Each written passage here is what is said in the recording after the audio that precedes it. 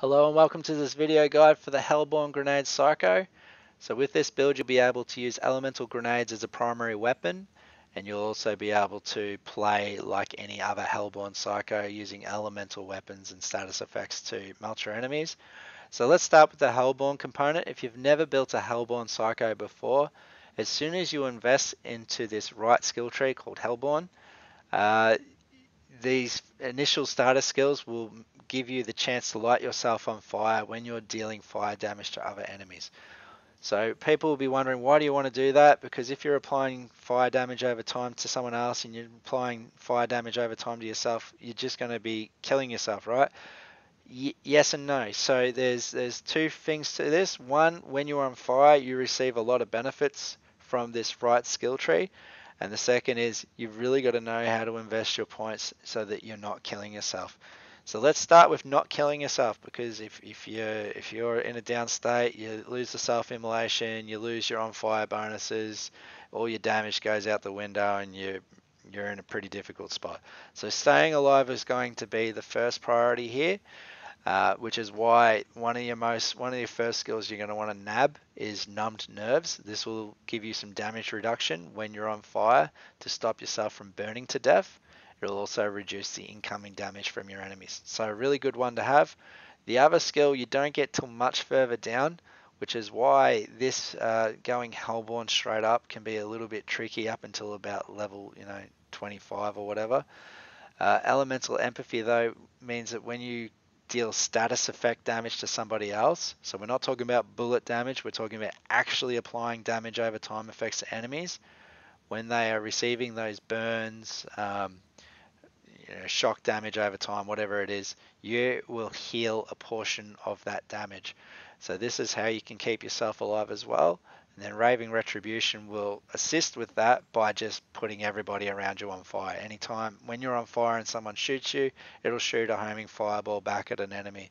And by doing that, you'll have a whole room of enemies that are ignited, and you'll be receiving healing from all of those.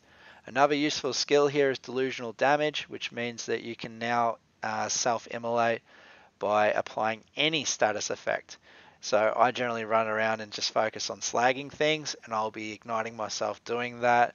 Raving Retribution and my grenades will take care of the rest. There's only a couple of skills in this skill tree that increase your damage. One is Burn Baby Burn. That'll increase your burn damage and only your burn damage. And then we've got Pain is Power. That will shift some weapon damage from critical hits to body shots. Scoring the critical hits will still deal more damage, but when it increases your weapon damage by 25, reduces your critical hit by 25, if you can light yourself on fire, the on fire bonus will be 50%. So it's a good skill to have. Skills like Elemental Elation and Fire Fiend aren't overly useful. One increases your fire rate and your magazine size. The other one increases your accuracy and your reload speed. They will help you pump out some damage when Bloodbath activates. That's a kill skill. It'll increase your weapon damage for 8 seconds after you kill an enemy with a grenade or an explosion. So having some points in Elemental Elation and Fire Fiend will help make the most out of that skill in that short window. The other skill you need to consider is Flame Flare. Now this is a skill you don't need to max out, but you do need to put some points into it. Flame Flare will keep you self-immolated. It makes your self-burn last longer. It also makes the burn on others last longer. But by putting some points into this, it'll keep you self-immolated so you retain those bonuses. Things like Elemental Elation don't reset. You're not vulnerable because you've dropped Raving Retribution and you need to reignite yourself to get that back. So as long as you remain self-immolated in battle, you will keep healing from the burn damage, you'll keep your damage reduction, and you'll keep your stacks of Elemental Elation. So having some points in Flame Flare will keep the ball rolling. Now the other component to this is using grenades as a primary weapon. So to do that, the most important skill that you need to invest into is Bloodbath. So Bloodbath is our avenue to replenish our grenade count.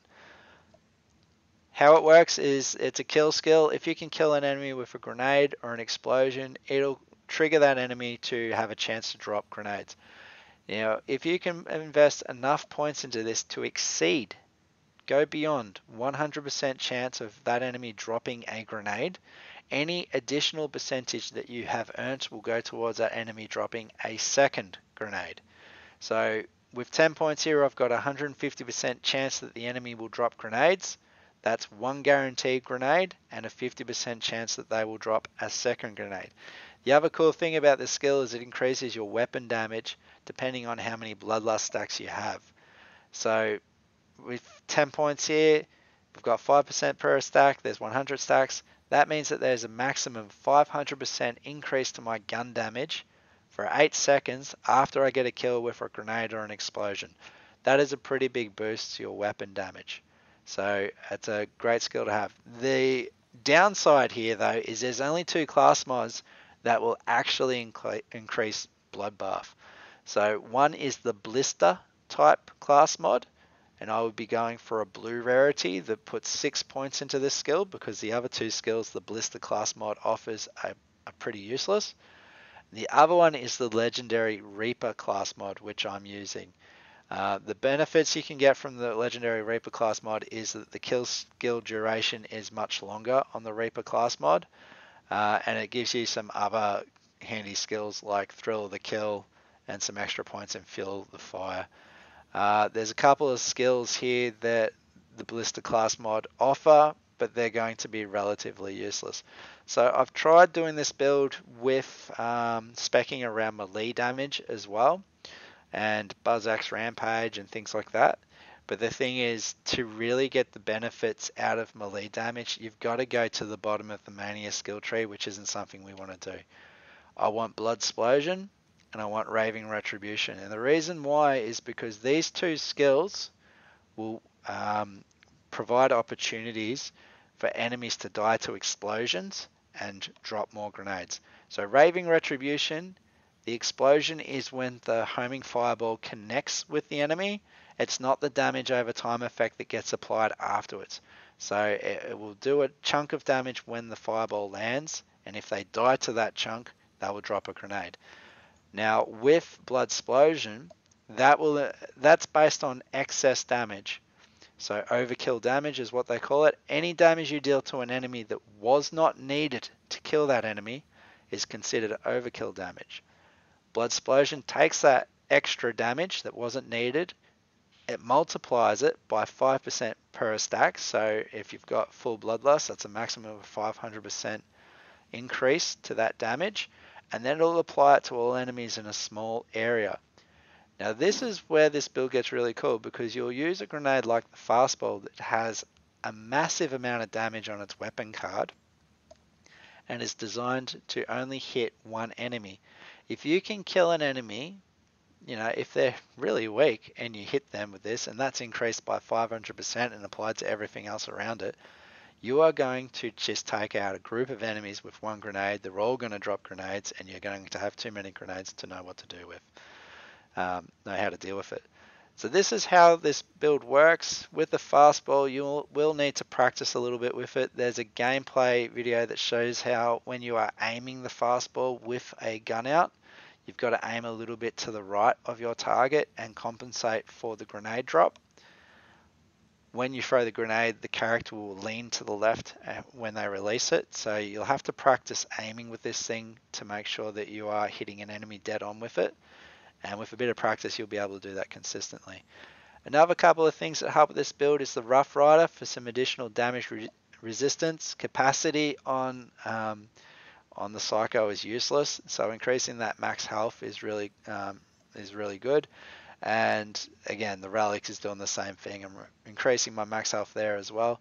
There's no relics to increase your grenade damage.